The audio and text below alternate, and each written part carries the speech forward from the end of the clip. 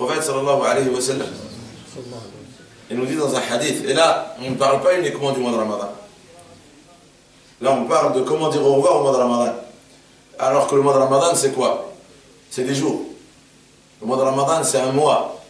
Donc ça nous rappelle l'importance du temps. Et quand on parle du départ de Ramadan et comment dire au revoir de Ramadan, on parle forcément du temps. Je vais rappeler deux hadiths. Un hadith où le prophète sallallahu alayhi wa sallam dit que chaque jour où le soleil se lève, chaque jour où le soleil se lève, ce jour nous dit, ô fils d'Adam, je suis une nouvelle journée et je vais témoigner de tes actions. Profite de moi, tu ne me verras plus jusqu'au jour du jugement. Quand il est en train de partir, le jour il arrive, il nous dit voilà, le temps nous parle, je suis une nouvelle journée et je témoigne de tes actions. Profite de moi, je ne reviendrai que le jour du jugement. Tu ne me verras plus jusqu'au jour du jugement, avec tes actions. Dans un autre hadith, le prophète sallallahu alayhi wa sallam dit Man istawa yawma, celui qui a 2 journées, celui qui passe 2 journées qui se ressemblent, fahuwa marboun, il est perdant. Pour tout ça, les savants s'arrêtent sur le deuxième hadith en disant donc le temps témoigne de nos actions. Et ces journées qui passent, on doit les remplir d'actions. Et le temps, même pas uniquement le temps, le Coran nous dit même l'espace, même les endroits où nous sommes, témoigneront. La terre parlera. Là où vous marchez, si vous faites une bonne ou mauvaise action, elle parlera. Tout parlera. Le temps dira, tu ne me verras que le jour du jugement. Les savants disent à partir du hadith qui dit que 2 journées qui se ressemblent, celui qui passe 2 journées de la même façon, il est perdant, c'est parce que l'islam, il nous appelle à toujours évoluer. Et ce n'est pas uniquement par rapport à la foi et par rapport à la religion, même par rapport à la vie de tous les jours. Vous savez, une action que vous répétez tous les jours, plus vous la répétez, plus elle est meilleure. Dans n'importe quel métier, dans n'importe quelle activité sportive. Vous savez, quand vous faites quelque chose pour la première fois, vous avez du mal. Le lendemain, si vous refaites la chose, normalement, vous êtes censé la faire encore mieux. Parce que au début, c'est difficile. Mais plus on répète l'action, elle est de moins en moins difficile et on arrive à la parfaire. C'est pareil pour la foi. Quand vous lisez le Coran pour la première fois, vous avez beaucoup de difficultés. Mais quand vous relisez, votre lecture s'améliore au fur et à mesure. Plus vous lisez, plus vous lisez, plus vous lisez, plus vous ressentez de la facilité, que c'est de plus en plus léger. Et après, vous commencez à embellir votre lecture, vous commencez à améliorer. La prière, pareil. Au début, quelqu'un qui commence à prier, il a du mal à se concentrer. Il n'est pas habitué à faire la prière. Donc quand on lui dit, voilà, dans la prière, il faut être concentré, il faut se détacher de toute chose, il faut se voir debout devant Allah Azza wa Jal. Et quand tu t'inclines, tu te vois debout devant Allah Azza wa Jal en train de t'incliner. Quand tu te prosternes devant Allah Azza wa Jal. Quelqu'un qui commence, il a du mal à être dans cet état d'esprit, à la façon de demander. Mais le lendemain, il s'améliore, et il s'améliore. C'est-à-dire, on est censé être en constante évolution. Voilà pourquoi le prophète sallam dit Man istawa yawma fahuwa marboun. Idem pour le Ramadan. Vous savez, le mois de Ramadan, cette école nous a inculqué des qualités. Ce jeûne qu'on a commencé depuis plus de 20 jours, c'est à force de jeûner chaque journée, à force de répéter les mêmes actions, la nuit, la lecture du Coran, les du'as, à force, quand quelque chose se répète, elle s'ancre en nous. Vous savez, une habitude, quand on dit on est habitué, une habitude c'est une action qu'on a répétée plusieurs fois. Sans le savoir, le mois de Ramadan nous a habitués à quelque chose. Ce qu'on appelle al-muraqaba. Il est rapporté que les khulafa, Abu Bakr, Omar, à chaque fois dans leur khutbah, ils commençaient à rappeler les musulmans, raqibu anfusakum. observez-vous. Observez Allah. Vous remarquez que quand vous jeûnez, quand vous sentez la faim, la soif, vous vous rappelez que vous faites ça pour Allah. Vous observez Allah Azza wa Jal toute la journée. Quand vous avez envie de faire quelque chose qui est interdit par la religion, surtout quand vous êtes en état de jeûne, cette qualité, parce qu'elle est présente, quand quelque chose d'autre vient, parce que cette qualité est présente, vous la repoussez très facilement. Cette envie, cette tentation. Mais quand elle est absente, quand on n'observe pas Allah Azza wa Jal, quand on a envie, des fois, on plonge. Mais cette qualité que nous apporte le jeûne, subhanallah, voilà l'effet qu'elle a. Voilà l'effet qu'elle a. C'est que on est dans un état d'esprit différent. On observe Allah Azza wa Jal. Et elle s'est ancrée en nous. Là, ça fait une vingtaine de jours, peut-être les premiers jours, d'observer les ordres d'Allah Azza wa Jal, d'observer Allah. Ça a pris peut-être un peu de temps, mais là on a beaucoup de facilité. Donc comment dire au revoir au mois de Ramadan? C'est de rester fidèle à ce qu'il a apporté à la Ummah, à ce qu'il a apporté à chacun et chacune d'entre nous. Il nous a apporté cette qualité. Il n'a pas uniquement apporté, il ne l'a pas uniquement fait goûter, il l'a ancré en nous. Donc en parlant du hadith où le prophète sallam dit celui qui passe 2 journées de la même manière, il est perdant. Imaginez si le Ramadan part et cette qualité part. Là c'est pas, on est resté comme en dehors de Ramadan comme pendant le mois de Ramadan. Non, on va carrément abandonner, on va carrément agresser. Et ça c'est interdit par l'islam. Et ça c'était condamné par le prophète. Il connaissait un de ses compagnons. Connaissait bien ses compagnons. Vous savez qu'un de ses compagnons faisait qiyam al-layl, prier la nuit, et il a arrêté. Et pour nous montrer combien c'est grave de faire une action pour plaire à Allah Azza wa Jal, et du jour au lendemain vous abandonnez cette action. Cette relation que vous venez d'entretenir avec Allah Azza wa Jal à travers cette action, vous l'abandonnez. Il a dit à un compagnon, ne sois pas comme un tel. Ne sois pas comme lui. Il veille les nuits. Il a abandonné la prière de nuit. À partir de là, ce n'est pas uniquement sur la prière de nuit qu'il faut s'arrêter. Ne sois pas comme un tel, parce qu'il faisait et après il a arrêté.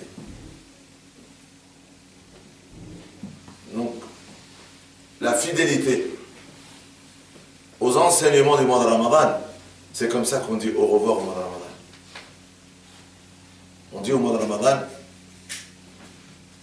que cette qualité que tu nous as enseignée, cette qualité que tu as ancrée en nous pendant plusieurs jours, on te remercie et on s'engage à maintenir ces qualités en nous et de chercher encore plus. Et c'est ce que aussi on peut appeler l'istiqama, ce qu'on avait abordé récemment. La rectitude. La deuxième façon de dire au revoir au mois de Ramadan, c'est que Ramadan c'est aussi le mois du Coran. Allah dans le Coran nous dit Shahru Ramadan alladhi unzila fihi al-Quran. Le mois de Ramadan c'est le mois dans lequel le Coran a été révélé. C'est la raison pour laquelle il est rapporté dans les hadiths que le prophète sallallahu alayhi wa sallam, pendant le mois de Ramadan, il récitait tout le Coran à l'ange Jibril alayhi salam. L'ange Jibril alayhi salam descendait et le prophète sallallahu alayhi wa sallam, il lui récitait tout le Coran. À part l'année où il a décédé sallallahu alayhi wa sallam, le dernier Ramadan qu'il a passé sur terre, il lui a récité 2 fois. Mais sinon, les autres ramadans, il lui récitait une fois. Une sunna que le prophète sallallahu alayhi wa sallam a inculqué à sa Ummah, c'est de lire tout le Coran pendant le mois de Ramadan. Il est descendu dans le Ramadan, il est entièrement descendu dans le Ramadan, donc la sunna c'est de le lire entièrement pendant le Ramadan. Donc il y a la sunna de veiller les nuits, et une autre sunna qui est de clôturer le Coran. Le mois de Ramadan donc, nous a rapporté le Coran dans les mosquées. Pas une partie du Coran. Il nous a amené tout le Coran. Et tout le mois, on est là, dans les prières, en train de réciter des nouvelles sourates, des nouveaux passages, pour le clôturer avant la fin du mois. Donc le mois de Ramadan, quand il est arrivé, qu'est-ce qu'il nous a apporté? Il nous a apporté ce Coran. Donc il est venu nous rappeler notre relation avec le Coran. Il est venu nous rappeler ce rappel. Parce que le Coran, parmi ses noms, avec le rappel.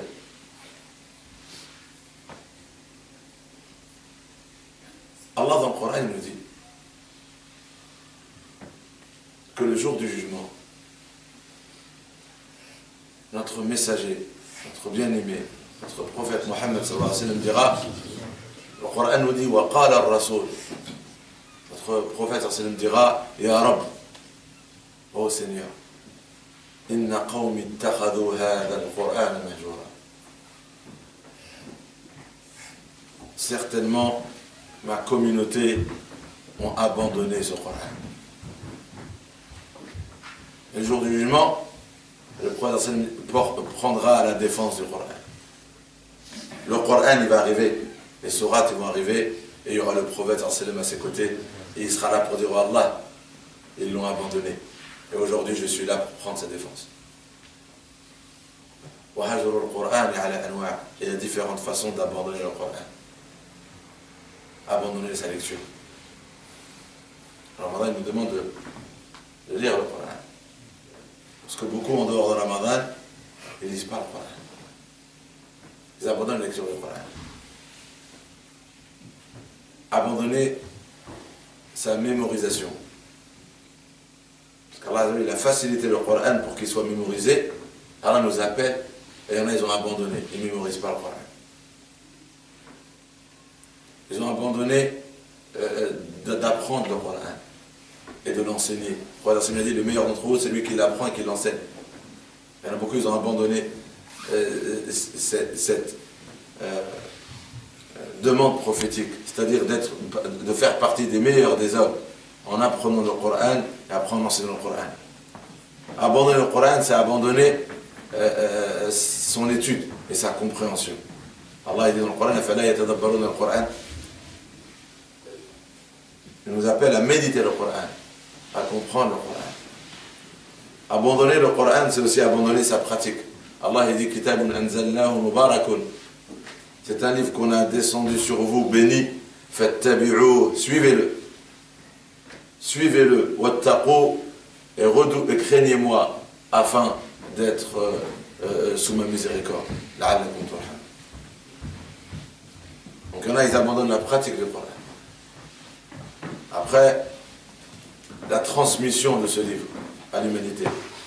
Allah il dit au prophète sallallahu dans le Coran, Ya ayyuhar rasoul, ô messager, ballir, transmets, ma unzila ilayka, ce qui est descendu sur toi, min rabbik, venant de ton Seigneur. Wa illa taf'al, et si tu ne transmets pas cette parole, fama ballaghta risalata, tu n'as pas transmis son message. Tu es un messager, ta mission c'est de le transmettre. Ça c'est un ordre qu'Allah a donné au prophète sallallahu dans le Coran. Et Allah il nous l'a aussi donné à nous. Toute cette mission elle nous a été donnée aussi à nous. Et ce rappel, il est pour toi et pour ta communauté. Et tu ne seras pas le seul questionné. Le Coran dit vous serez tous jugés sur ce livre. Est-ce que vous l'avez lu? Est-ce que vous l'avez appris? Est-ce que vous l'avez compris? Est-ce que vous l'avez médité? Est-ce que vous l'avez enseigné? Est-ce que vous l'avez transmis? Le prophète sallam avant de décéder, il a dit ma mission c'était de transmettre tout ce livre. Votre mission c'est de transmettre ne serait-ce qu'un verset, mais vous devez participer à cette mission. Ma mission c'était de transmettre tout le Coran. Votre mission c'est de transmettre ne serait-ce qu'un verset. C'était pour nous responsabiliser sur cette obligation, sur ce devoir de transmettre. de ne pas abandonner la transmission de ce livre à l'humanité. Donc comment dire au revoir au mois de Ramadan? En plus d'être fidèle à la constance dans notre adoration, dans notre prière de nuit, c'est dans notre rapport avec le Coran. Il a amené le mois de Ramadan, il redonne vie au Coran dans les mosquées, il redonne vie au Coran dans les maisons, il redonne vie au Coran aux musulmans, et quand il part, il faut rester cramponné au Coran. Il est juste venu nous rappeler que c'est dans ce mois qu'a été révélé ce livre, qui est la source de la vie de la Ummah. Le Coran est une source de vie pour nos cœurs et pour notre âme. Et le Coran et le Ramadan est venu nous rappeler. Donc on remercie le mois de Ramadan et on nous dit au revoir. De quelle manière? En nous cramponnant à ce livre qui nous a rappelé. Et le prophète m'a dit, je vous laisse deux choses. Tant que vous vous cramponnez à ces deux choses, vous ne vous égarerez jamais. La parole d'Allah et ma sunna, qui est, on le répète toujours, la traduction pratique du Coran. Donc deux choses. Wud'u Ramadan, bimada, بالاستقامة وبالمراقبة ونودعوه بالتمسك بكتاب الله عز وجل. Donc on dit au revoir au mois de Ramadan par la constance dans l'adoration et en observant Allah Azza wa Jal et ses ordres et en se cramponnant à son livre. Et profitons, Inch'Allah. Avant de lui dire au revoir, là on a parlé de comment lui dire au revoir quand il part, mais avant de lui dire au revoir, il est encore parmi nous. Profitons des heures qui restent du mois de Ramadan. Il reste très peu de temps. Ces heures sont comptées. Ces heures sont comptées. Et ils ont une grande valeur. Ces jours et ces nuits. Et profitons au maximum.